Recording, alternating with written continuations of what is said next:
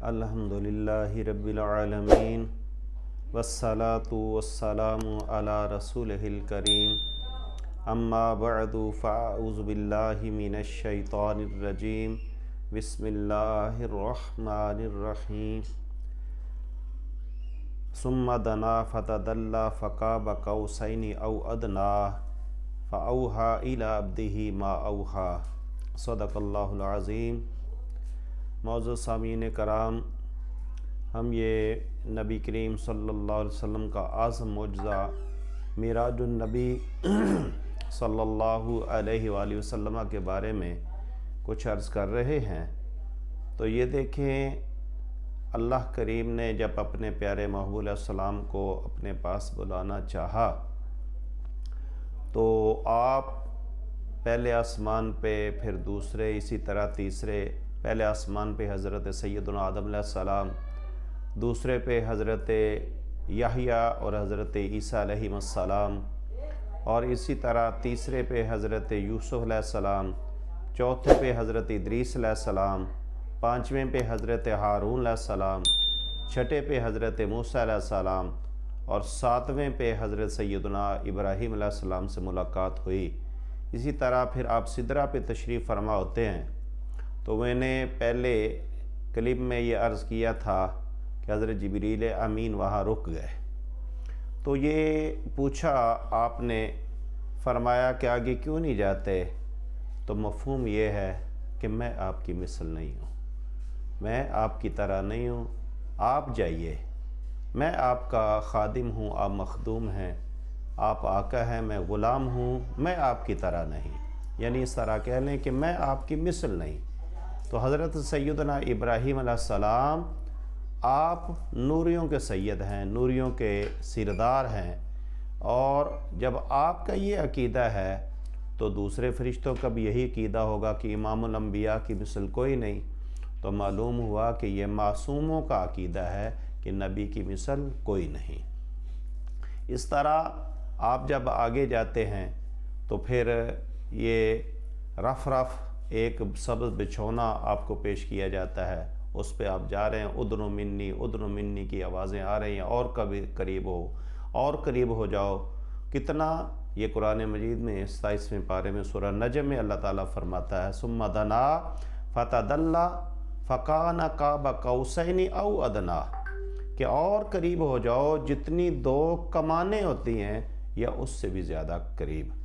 تو یہ کمانیں، یہ اس کے بارے میں ایک دو بات عرض کرتا ہوں۔ علماء کرام نے بہت ساری حکمتیں بیان کی ہیں۔ تو چونکہ یہ قرآن مجید اس وقت عرب والوں پہ نبی کریم صلی اللہ علیہ وسلم کی وساطت سے،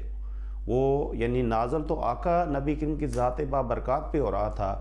لیکن مخاطب اس وقت عرب والے تھے، پھر ساری دنیا کے لیے چونکہ اللہ تعالیٰ نے آپ کو نبی بنا کے بھیجا۔ تو عرب میں یہ دستور تھا کہ اگر دو قبیلوں کی آپس میں کوئی صلح ہوتی تو وہ قبیلوں کے سردار اپنی کمانوں کو ملا کے تیر پھینک دے، اور اس کا رزلٹ یہ آؤٹ کرنا چاہتے، ثابت لوگوں پہ یہ کرنا چاہتے کہ آج سے ہماری دونوں قبیلوں کی صلح ہے، ایک کی ناراضگی دوسرے کی ناراضگی، ایک کی صلح دوسرے کی صلح۔ اور ایک یہ بھی وجہ بیان کی گئی کہ جب وہ اس طرح کا معاملہ ہوتا تو ایک سردار قبیلے کا اپنی کمان کا چلہ، وہ جو دھاگا سے ہوتا ہے، اس کو اتار کے دوسرے کی کمان کے ساتھ باندھ دیتا، اور اس کی کمان کا چلہ اس سے باندھ دیا جاتا، اور اپنے اپنے گھروں میں وہ جا کے کمانیں لٹکا دی جاتی۔ تو جتنی دیر تک وہ کمانیں قائم رہتی، گھروں میں ہوتی، اتنی دیر تک ان دونوں قبیلوں میں آپس میں صلح رہتی۔ تو اس کے یعنی اس طرح کہہ لیں کہ بلا تمثیل علماء کرام فرماتے ہیں، اسی طرح سمجھ لیں کہ اللہ کریم نے فرمایا کہ اے پیارے محبوب علیہ السلام، آپ کے پاس کمان شفاعت ہے اور میرے پاس کمان رحمت ہے، آؤ نا ان دونوں کو ملا کے ہم ساق عرش پہ اس کو لٹکا دیتے ہیں، جب تک عرش قائم رہے گا میری آپس میں صلح رہے گی، اور آپ کی ناراضگی میری ناراضگی، اور آپ کے ساتھ صلح میرے ساتھ صلح۔ اور اس میں اس بات کی تصدیق تو قرآن مجید سے بھی ہوتی ہے۔ جس طرح دیکھیں نا، اللہ تعالیٰ نے قرآن مجید فرمایا وَمَن يُطِعِ الرَّسُولَ فَقَدْ أَطَاعَ اللَّهَ، کہ جس نے میرے رسول کی اطاعت کی گویا اس نے اللہ کی اطاعت کی۔ اور پھر دوسری جگہ فرمایا ان الذین یبایعونک انما یبایعون اللہ، کہ جنہوں نے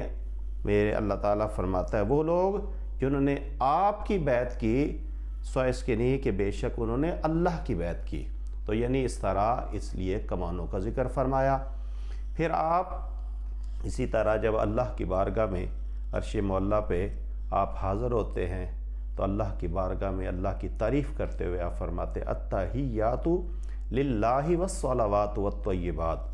جو آج ہم نماز میں تشہد میں پڑھتے ہیں۔ تو یہ اللہ کی بارگاہ میں عرض کیا کہ مولا ہر قسم کی عبادتیں، چاہے اس کا تعلق زبان سے ہے، چاہے مال سے ہے، چاہے بدن سے ہے، وہ سب عبادتیں وہ تیرے لیے ہیں۔ تو آگے سے اللہ کریم نے کرم فرمایا السلام علیکہ ایہا النبی ورحمۃ اللہ وبرکاتہ۔ اور دیکھیے گا محبت والو، ایمان والو، کہ اللہ نے فرمایا اے پیارے محبوب علیہ الصلوۃ والسلام آپ پہ سلام بھی ہو،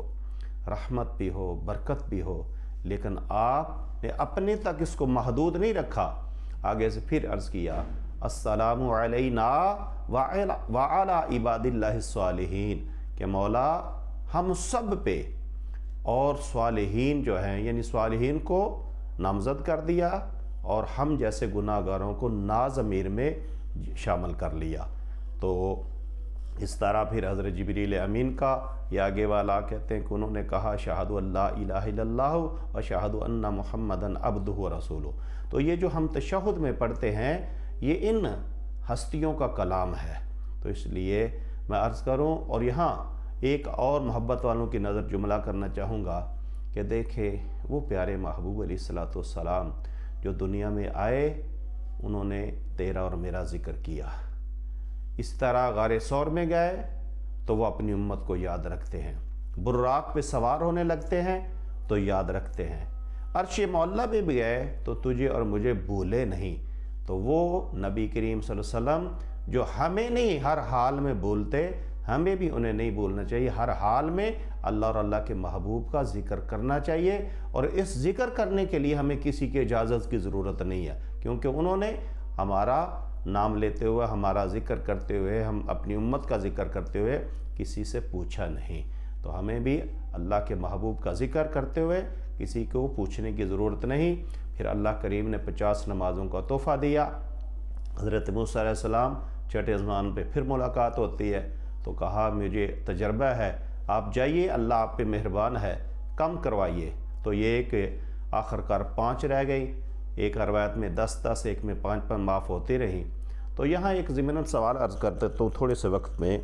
یہ سوال پیدا ہوتا ہے کہ حضرت موسیٰ علیہ السلام نے تو اپنے تجربے کی بنا پہ کہا کہ نہیں پڑھ سکے گی آپ کی امت،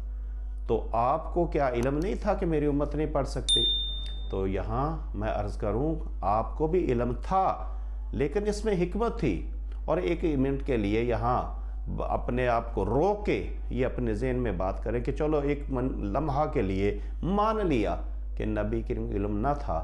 لیکن اللہ کریم تو ہر مسلمان کا عقیدہ نا کہ جانتا تھا کہ دے 50 راہوں رہ 5 جائیں گی، تو اللہ پہلے ہی 5 دے دیتا۔ تو اس سے ثابت ہوا کہ یہ بڑوں کی باتیں ہیں، بڑوں کی حکمتیں ہیں، ہمارے ذہن میں یہ ایسی باتیں نہیں آتی۔ تو آپ یہ نہیں پھر یہ نمازوں کا تحفہ لے کے آئے، تو اس میں یہ نماز کی فضیلت بھی ہے۔ آپ نے فرمایا الصلاۃ معراج المومنین، نماز جو ہے مومنوں کی معراج ہے، یہ میری آنکھوں کی ٹھنڈک ہے، یہ نماز دین کا ستون ہے۔ تو اس طرح آپ ہمارے لیے اللہ کریم سے بخشش بھی لے کے آئے، تو اس لیے آپ کا اللہ اور اللہ کے محبوب کا ہمیں ہر حال میں ذکر کرنا چاہیے۔ اللہ تعالی ہم سب کو سنا کے اس کی توفیق عطا فرمائے اور کمی بیشی کو معاف فرمائے۔ وآخر دعوانا ان الحمد للہ رب العالمین۔